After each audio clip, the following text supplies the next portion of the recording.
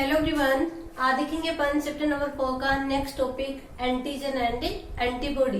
देखिएगा antigen and antibody क्या होते हैं। फर्स्ट अपन बात करें एंटीजन के। एंटीजन क्या होगा, कोई भी फॉरिजन सबस्टेंसेज या आउटर सबस्टेंसेज जो कि बॉडी में इंटर करने के बाद अपने इम्यून सिस्टम को इवोक या एक्टिवेट करता है, उस सबस्टेंसेज को क्या कहते हैं, एंटीजन। जैसे कोई एंटीजन या फॉरिजन पार्टिकल अपनी बॉडी में इंटर करता है तो इम्यून सिस्टम की बी लिम्फोसाइट सेल्स जो होती हैं ये एक्टिवेट होकर प्लाज्मा सेल्स का फॉर्मेशन करती हैं। कौन सी सेल्स बनाती हैं, प्लाज्मा सेल्स। और इन प्लाज्मा सेल्स के द्वारा क्या होता है, एंटीजन को डिस्ट्रॉय करने के लिए स्पेसिफिक प्रोटीन फॉर्म किए जाते हैं जिन्हें क्या कहते हैं, एंटीबॉडी। ये एंटीबॉडी जो होती है इस एंटीजन के साथ इंटरेक्शन करके इसे क्या करती है, डिस्ट्रॉय कर देती हैं। ठीक है, तो एंटीजन क्या होगा, कोई भी फॉरिजन पार्टिकल या पैथोजन जो कि बॉडी में इंटर करने पे बी लिम्फोसाइट सेल एक्टिवेट होकर प्लाज्मा सेल्स फॉर्म करती हैं और इन प्लाज्मा सेल्स के द्वारा क्या होते हैं, स्पेसिफिक प्रोटीन सिंथेसाइज किए जाते हैं। किसके अगेंस्ट, एंटीजन के अगेंस्ट। और उस एंटीजन को क्या किया जाता है, उन स्पेसिफिक प्रोटीन यानी कि एंटीबॉडी के द्वारा क्या होता है, डिस्ट्रॉय कर दिया जाता है। एंटीजन जो होता है इसका मॉलिक्यूलर वेट जो है कितना होता है, 6000 डाल्टन। कितना होता है, 6000 डाल्टन या फिर मोर, इससे अधिक भी हो सकता है। नेक्स्ट टर्म आती है यहाँ पे एपिटोप। देखिएगा एपिटोप क्या होता है, एंटीजन जो है ये कंप्लीट एंटीजन, ये वूल एंटीजन एंटीबॉडी के साथ इंटरेक्ट नहीं करता है, बल्कि एंटीजन का एक स्पेसिफिक पार्ट या शॉर्ट सेगमेंट क्या होता है, एंटीबॉडी के साथ इंटरेक्ट करता है। इस स्पेसिफिक पार्ट को क्या कहते हैं, एपिटोप। किसे बोलेंगे, एंटीजन में प्रेजेंट वह स्पेसिफिक पार्ट जो कि एंटीबॉडी के साथ इंटरेक्ट करता है, उस पार्ट को क्या कहते हैं, एपिटोप कहते हैं। एपिटोप जो होता है ये 6 to 8 एमिनो एसिड से फॉर्म होता है। कितने एमिनो एसिड होते हैं एपिटोप में, 6 to 8 एमिनो एसिड प्रेजेंट होते हैं। नेक्स्ट आता है यहाँ पे valency of antigen. Valency of antigen, antigen की वैलेंसी क्या होती है, तो देखिएगा एंटीजन की वैलेंसी किसे बोलेंगे, number of epitope present in antigen. एक एंटीजन में जितने नंबर में एपिटोप प्रेजेंट होते हैं उस एपिटोप के टोटल नंबर को क्या कहते हैं, वैलेंसी ऑफ एंटीजन। किसे बोलेंगे, वैलेंसी ऑफ एंटीजन। एक एंटीजन में present total number of epitope क्या कहलाता है, वैलेंसी ऑफ एंटीजन कहलाता है। एपिटोप जो है इसका दूसरा नाम क्या है, antigenic determinant. Antigenic determinant, epitope को क्या कहते हैं, एंटीजेनिक डिटर्मिनेंट। ठीक है, तो एंटीजन से रिलेटेड टर्मिनोलॉजी, एपिटोप क्या होगा, एपिटोप एंटीजन में प्रेजेंट वह स्पेसिफिक साइट जो कि किसके साथ इंटरेक्ट करती है, एंटीबॉडी के साथ इंटरेक्ट करती है, उसे एपिटोप या एंटीजेनिक डिटर्मिनेंट कहते हैं। एपिटोप जो है कितने एमिनो एसिड से मिलकर बना होता है, 6 to 8 एमिनो एसिड से फॉर्म में होता है। नेक्स्ट अपन यहाँ पे देखा वैलेंसी ऑफ एंटीजन। तो वैलेंसी ऑफ एंटीजन क्या होगी कि एक एंटीजन में present total number of epitope को क्या कहेंगे, वैलेंसी ऑफ एंटीजन। ठीक है, नेक्स्ट टॉपिक आता है यहाँ पे steps of destruction of antigen.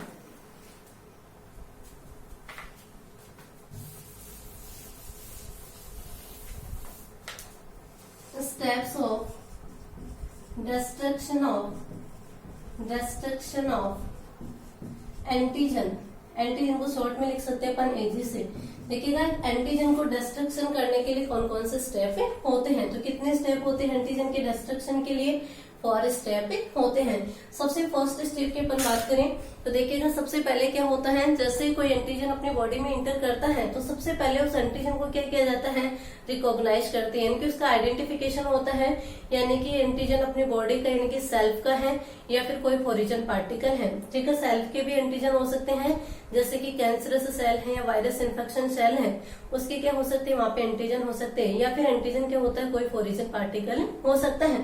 तो सबसे फर्स्ट स्टेप क्या होता है कि सेल्फ एंड फॉरिजन एंटीजन हो, ये जो फॉरिजन पार्टिकल है उसको क्या किया जाता है, डिफ्रेंशिएट किया जाता है। जैसे एंटीजन को डिफ्रेंशिएट कर लेते हैं उसके बाद में क्या होता है, बी लिम्फोसाइट सेल्स जो होती हैं, B lymphocyte and T lymphocyte cells बनती हैं।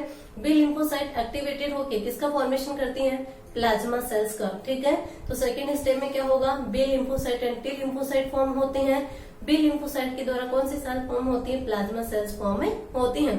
थर्ड स्टेप में क्या होता है कि इन प्लाज्मा सेल्स के द्वारा स्पेसिफिक प्रोटीन यानी कि स्पेसिफिक एंटीबॉडी का सिंथेसिस होता है। क्या होगा थर्ड स्टेप में, जो प्लाज्मा सेल्स है किसका फॉर्मेशन करेगी, एंटीबॉडी का। फोर्थ स्टेप में क्या होता है, एंटीजन एंटीबॉडी इंटरेक्शन, ठीक है, यानी कि जैसे एंटीबॉडी फॉर्म हो जाती है तो ये फॉर्म हुई एंटीबॉडी क्या करती है, उस एंटीजन के साथ इंटरेक्शन करेगी और उस एंटीजन को क्या करती है, डिस्ट्रॉय करती है। इसे तो क्या बोलेंगे अपन, ह्यूमरल इम्यूनिटी।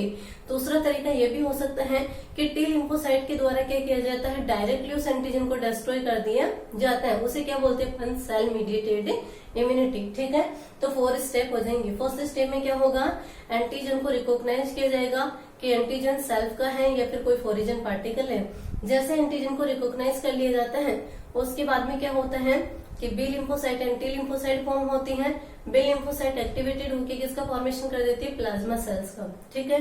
थर्ड स्टेप में क्या होगा कि प्लाज्मा सेल्स जो होती हैं किसका फॉर्मेशन करेगी, एंटीबॉडी का, ठीक है। फोर्थ स्टेप में क्या होगा, या तो ह्यूमरल इम्यूनिटी से या फिर सेल मीडिएटेड इम्यूनिटी के द्वारा क्या होता है, उस एंटीजन को डिस्ट्रॉय कर दिया जाता है। ह्यूमरल इम्यूनिटी में क्या होगा, ह्यूमरल इम्यूनिटी, ह्यूमरल इम्यूनिटी मैंने पहले भी बताई थी आपको, किसके द्वारा परफॉर्म की जाती है, एंटीबॉडी के द्वारा। तो यहाँ पे क्या होता है कि प्लाज्मा सेल्स के द्वारा फॉर्म हुई एंटीबॉडी किसके साथ इंटरेक्शन करती है, एंटीजन के साथ, यानी कि एंटीजन एंटीबॉडी इंटरेक्शन होती है, ठीक है, यानी कि एंटीबॉडी के द्वारा एंटीजन को डिस्ट्रॉय कर दिया जाता है। दूसरी प्रोसेस होती है यहाँ पे cell mediated immunity, cell mediated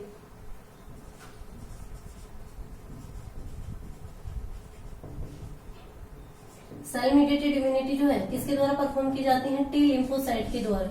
T lymphocyte जो सेल्स हैं ये क्या करेंगी, डायरेक्टली उस एंटीजन के साथ इंटरेक्शन करेगी और इंटरेक्शन करके उसे क्या कर देती है, डिस्ट्रॉय कर देती हैं। तो ये हो जाएंगे steps of destruction of antigen. Next आगे देखते हैं एंटीबॉडी।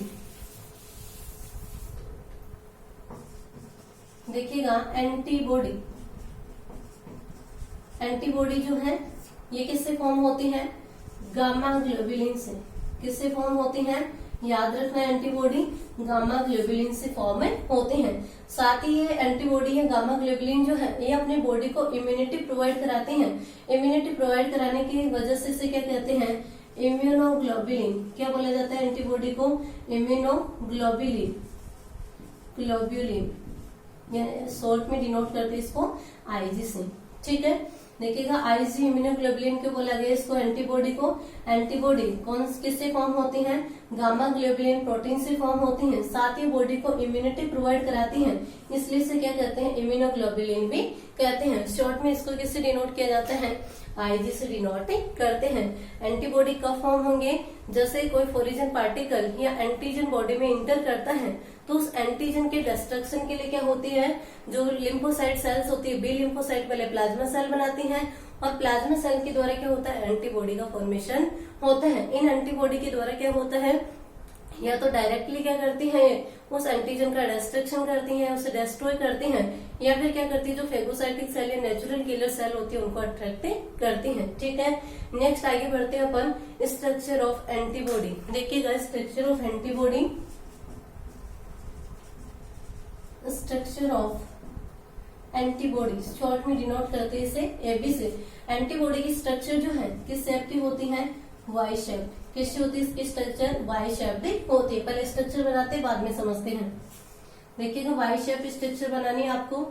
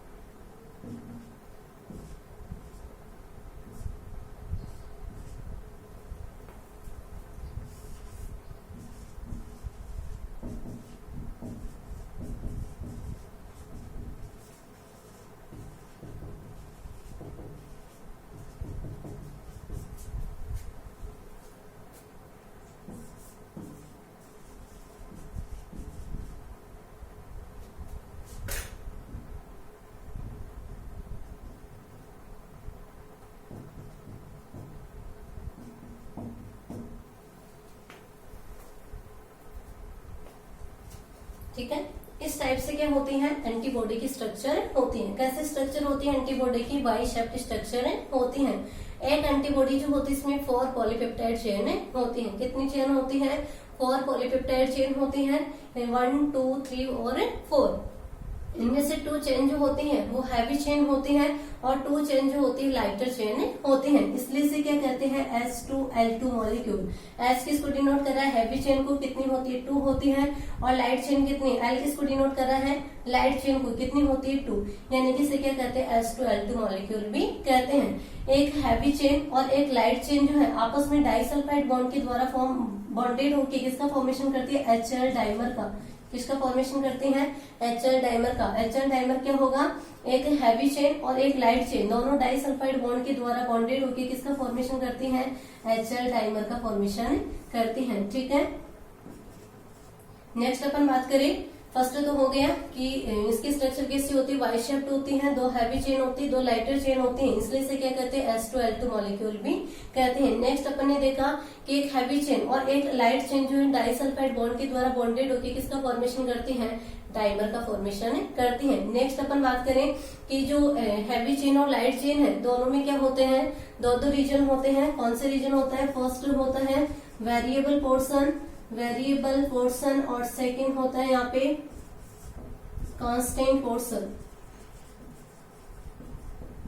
देखिएगा इस स्ट्रक्चर में ये वाली क्या है, 2 हैवी चेन है, ये वाली दोनों क्या है, लाइट चेन है। शॉर्ट चेन जो है वो कौन सी है, लाइट चेन है। यहाँ पे जो हैवी चेन है वो किससे फॉर्म होती है, 440 एमिनो एसिड से। कितने एमिनो एसिड होते हैं हैवी चेन में, 440 एमिनो एसिड होती है, जबकि लाइट चेन में कितने होते हैं, 220 एमिनो एसिड प्रेजेंट होते हैं। ठीक है। हैवी चेन और लाइट चेन पोर्शन कौन कौन से होंगे, वेरिएबल पोर्शन और कांस्टेंट पोर्शन। वेरिएबल पोर्शन जो होता है, ये वाला पोर्शन जो है वो कौन सा है, वेरिएबल पोर्शन, और नीचे वाला जो है कांस्टेंट पोर्शन है। देखिएगा लाइट चेन का वेरिएबल पोर्शन जो है इसे कैसे डिनोट किया गया है, VL बोले तो, यानी कि लाइट चेन का variable region of light chain. ये वाला क्या है, constant region of light chain. Variable region of heavy chain, constant region of heavy chain 1, constant region of heavy chain 2, constant region of heavy chain 3। ऐसे इसमें है variable region of heavy chain, variable region of light chain, और ये constant region 1 2 3 है heavy chain के, और ये light chain का क्या है, कांस्टेंट रीजन है। ठीक है। नेक्स्ट अपन बात करें कि जो वेरिएबल रीजन होता है इस पे क्या होती है, एंटीजन बाइंडिंग साइट यानी कि पैराटोप प्रेजेंट होता है। पहले देखिए पैराटोप क्या होता है। देखिए जैसे अपन ने एंटीजन में देखा था एपिटोप। एपिटोप क्या बताया कि कंप्लीट एंटीजन जो होता है वो एंटीबॉडी के साथ इंटरेक्ट नहीं करता है। एंटीजन का एक स्पेसिफिक पार्टी एंटीबॉडी के साथ इंटरेक्ट करता है, उसे क्या कहते हैं, एपिटोप। ऐसे ही एंटीबॉडी में होता है कि कंप्लीट एंटीबॉडी एंटीजन के साथ इंटरेक्ट ना करके एंटीबॉडी का एक स्पेसिफिक पार्ट ही एंटीजन के साथ इंटरेक्ट करता है, उस पार्ट को क्या कहते हैं, पैराटोप। तो जो वेरिएबल पोर्शन होता है ये कहाँ पे होता है, फर्स्ट तो NH2 एंड की ओर। ठीक है। NH2 एंड की ओर प्रेजेंट है, तो वेरिएबल पोर्शन जो होता है ये NH2 एंड की ओर प्रेजेंट होता है। सेकेंड है कि वेरिएबल पोर्शन में क्या प्रेजेंट होते हैं, पैराटोप प्रेजेंट होते हैं। Variable portion also known as FAB portion, इसे क्या कहते हैं, FAB पोर्शन भी कहते हैं। FAB क्यों बोला गया है, फ्रेगमेंट एंटीजन बाइंडिंग, यानी कि एंटीबॉडी के जिस फ्रेगमेंट के साथ एंटीजन बाइंड करता है इसलिए इसे क्या कहते हैं, FAB रीजन भी कहते हैं। ठीक है। इसको क्या बोलेंगे, वेरिएबल पोर्शन को FAB रीजन क्यों बोला गया है, क्योंकि यहाँ पे एंटीजन क्या करता है, बाइंड करता है। ठीक है। तो वेरिएबल पोर्शन हो जाएगा।